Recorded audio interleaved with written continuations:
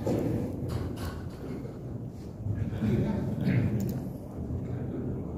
بالله من الشيطان الرجيم بسم الله الرحمن الرحيم على هذه النية ولكل نية صالحة وإلى حضرة النبي محمد صلى الله عليه وسلم وكافة الأنبياء والمرسلين شهد لله لهم الفاتحة.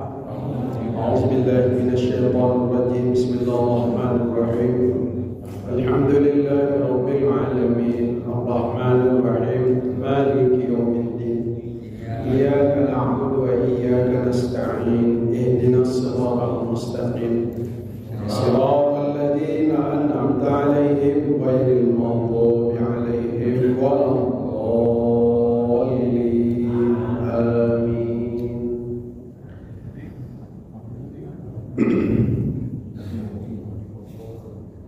Yang saya hormati pengurus Masjid Baitul Muslim, Pak Imam, Pak RT, Bapak-bapak jamaah sekalian yang dirahmati Allah Subhanahu wa taala. Alhamdulillah malam ini kita dapat bersua dalam pengajian rutin. Dan malam ini Ustadz Ramli minta kepada saya untuk mengisi kajian malam ini. Saya tanya kajiannya apa, terserah. Nah, bagaimana kalau fikih saja? Maka kami setuju dan sepakat bahwa kajiannya adalah fikih. Tentu bapak-bapak sudah memahami bahwa selama ini kita sudah berkali-kali ngaji, ya. Mungkin ada di antara anak-anak itu yang tidak paham apa itu fikih. Fikih ini bapak-bapak lahir dari rukun Islam. Kalau tauhid lahir dari rukun iman. Kalau tasawuf lahir dari rukun ihsan. Jadi rukun Islam, rukun iman, rukun ihsan. Jadi di zaman Nabi itu ada 3 itu. Rukun Islam, rukun iman, rukun ihsan. Belum ada ilmu tauhid zaman Nabi. Belum ada ilmu fikih. Kalau kata orang sebelah ilmu fikih. Belum ada ilmu tasawuf. Setelah Nabi wafat 200 tahun baru Al-Quran itu dikumpulkan, hadis juga dikumpulkan. Dari kumpulan hadis, kumpulan Al-Quran ini dikaji-kaji soal rukun Islam, soal akidah, soal keyakinan. Lahirlah sebuah ilmu namanya ilmu tauhid. Jadi soal keyakinan. Sementara rukun Islam soal hukum sholat, syarat sah sholat, haji, zakat, itu rukun Islam. Nah dikaji-kaji maka lahirlah sebuah ilmu namanya ilmu fikih, ilmu tentang masalah hukum. Kemudian rukun ihsan tadi. Ihsan itu artinya baik. Ahsana yuhsinu ihsanan masdarnya. Nah, ihsan itu artinya baik. Nah, kita harus berbaik sangka kepada Allah. Kalau kita semayang seolah-olah kita tuh nengok Allah, Allah nengok kita. Itu namanya rukun ihsan. Rukun ihsan dikaji karena masalah akhlak, kebaikan, budi pekerti, baik sangko, baik. Itulah lahirlah ilmu tasawuf. Maka ilmu tasawuf itu ilmu akhlak, tata krama, bagaimana sholat sudah bagus, tapi belum tata kramanya secara hati. Nah, jadi 3 ilmu nih Bapak. 3 ilmu nih tidak boleh lepas dari kita. Ya, kalau orang sekedar ngaji tauhid saja tanpa ilmu nah itulah kayak gitu. Tauhid baik, kayak semayang tak semayang lagi. Cukup ingat dengan Tuhan. Dalam hati baik ingat.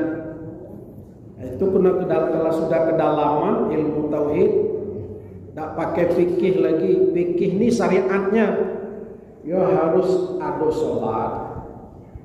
Ada orang ngaji pakai mengajinya, tak pakai ilmu tauhid. Dia bakal sombong kayak gitu. Sombong, angkuh. Apa kata orang tauhid? Dia tuh semayang badan be, semayang hati, tak tuh semayang. Tuh. Kan akhirnya sombong. Itu makanya malam ini kita ngaji pekeh. Ngaji pekeh ini syariat. Nanti setelah syariat baru ma'rifat dulu. Ma'rifat ya. Kita mengenal Tuhan. Tauhid sudah itu syariat, hakikat.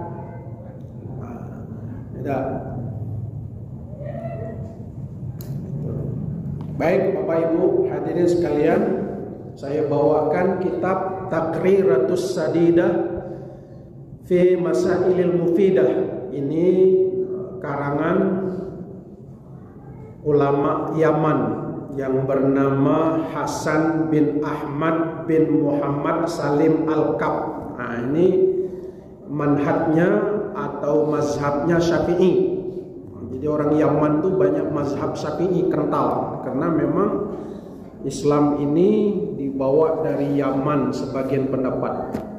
Jadi lebih banyak ulama-ulama Yaman. Yang sekarang ulama yang terkenal Habib Umar ya, sering datang ke Indonesia. Baik, kita langsung saja. Tentu pembahasan di fikih ini yang paling pertama adalah masalah toharo. A'udzubillahi minasyaitonirrajim. Bismillahirrahmanirrahim. Qala al-musannifu rahimahullah ta'ala wa nafa'ana bi'ulumihi fi darain amin ya rabbal alamin. Kitabut toharoti. Kitab membahas tentang toharo, bersuci. Toharo.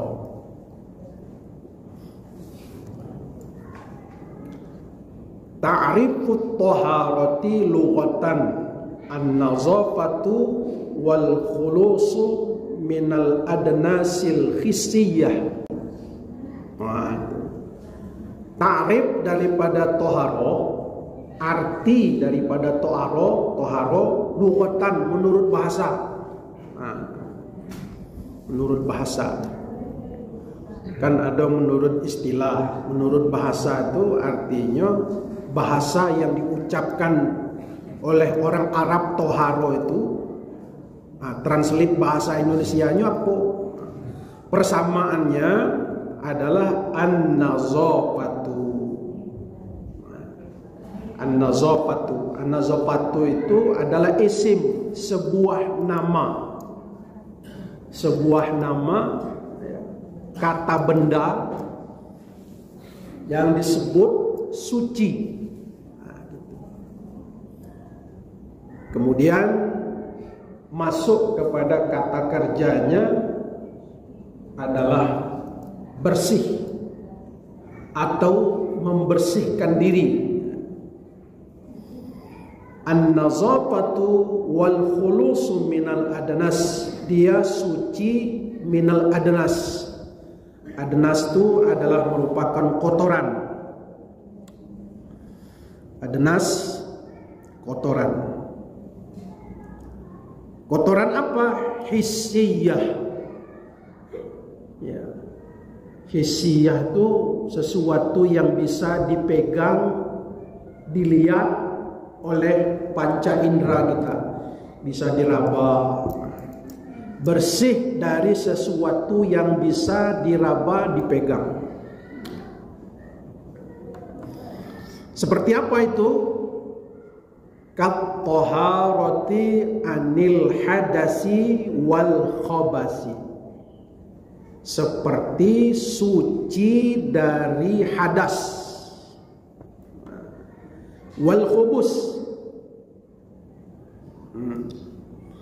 kotoran. Hadas itu kalau kita biasa nyebut ada hadas besar, ada hadas kecil. Kira-kira apa arti hadas? Ibu-ibu, arti hadas itu apa? Kalau najis tahunya gitu enak. Najis itu artinya kotoran yang menjijikkan. Nah, kalau hadas, kalau kita hadas, sedang berhadas, tidak sah semayang. Pegang Qur'annya tidak boleh kalau sedang berhadas. Nah, hadas itu apa artinya?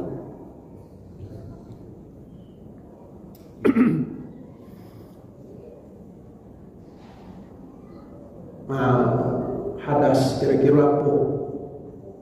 Ada hadas kecil, ada hadas besar. Hadas kecil contohnya buang angin, ada buang angin.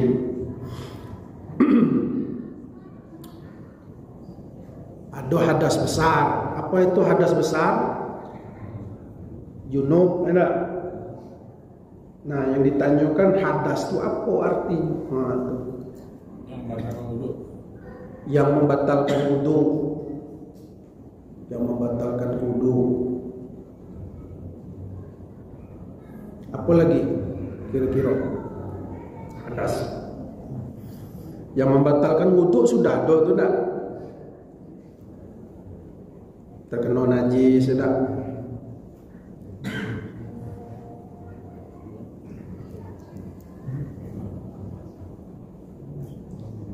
Jadi hadas. Nah, pengertian hadas. Jadi walaupun kajiannya baru pertama, itu kadang-kadang kita lupa. Pokoknya diulang-ulang terus kajian kita ini kan, supaya jangan lupa. Jadi hadas itu keadaan, kondisi yang membuat kita tidak bisa atau tidak sah sholat. Keadaan apa? Keadaan badan kita. Nah, itu. Misalnya kentut. Kalau kata bapak tadi membatalkan, seharusnya kentut itu dicuci. Nah, kenapa? Karena dia sesuatu yang membatalkan wudu adalah kotoran. Tapi ini kentut tidak dicuci, tapi justru lain yang keluar, lain yang dicuci. Nah, gitu. Nah, itulah dimaksudkan hadas itu. Jadi keadaan badan kita, kondisi badan kita yang membuat kita tidak bisa mengerjakan sholat. Nah, tuh. Kalau khubus, najis, itu secara bahasa. Juga bersih dari maknawiyah, bersih dari najis-najis maknawiyah. Jadi najis itu ada hissiyah dan ada maknawiyah. Ya. Ada yang nyato, ada yang abstrak. Nah, seperti apa itu? Kat taharati anil maradil qalbi. Ya. Bahwa suci, bersih dari najis maknawi adalah bersih dari hal yang hati yang berpenyakit. Hati yang berpenyakit. Kat taharati anil maradil qalbiyah. Jadi itu. Jadi secara abstrak, macam mana nyucikannya? Ada bisa pakai air. Kalau nyucikan hati, ada. Kalau mencuci najis hissiyah yang nyata, ain nampak, bisa kita cuci pakai air. Tapi kalau najis maknawi, wah, ada nampak dia.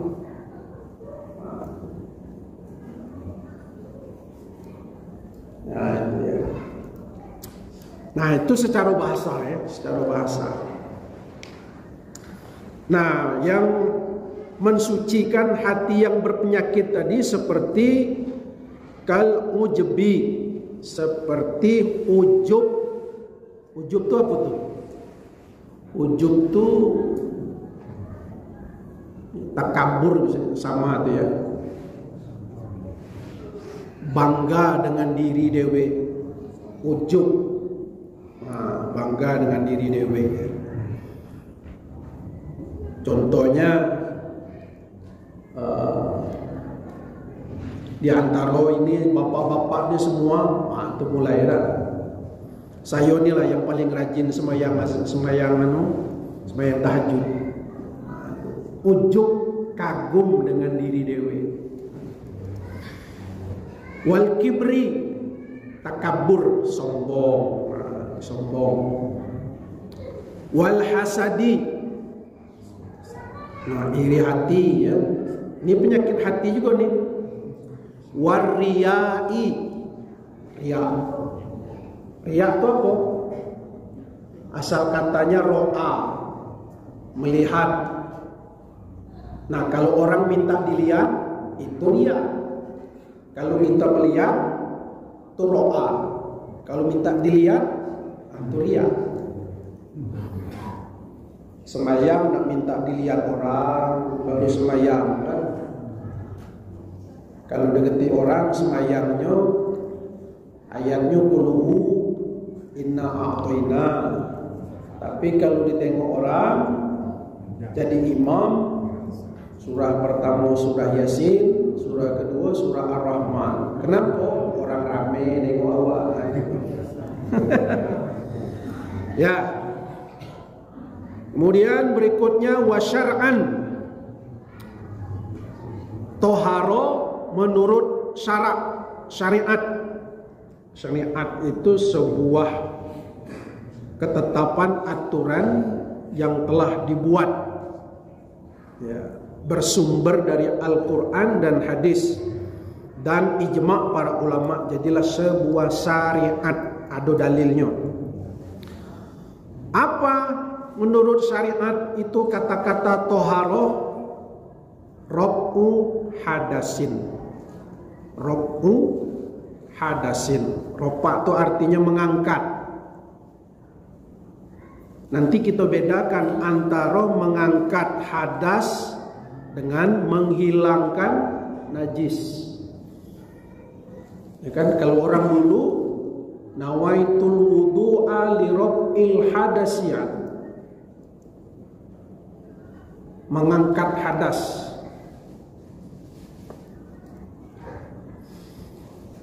Rab'u hadasin au izalatu najisin. Arti toharo menurut syarak mengangkat hadas atau izalah. Izalah itu menghilangkan, menggelincirkan najis yang ada. au ma fi ma'nahuma, atau yang semakna dengan keduanya.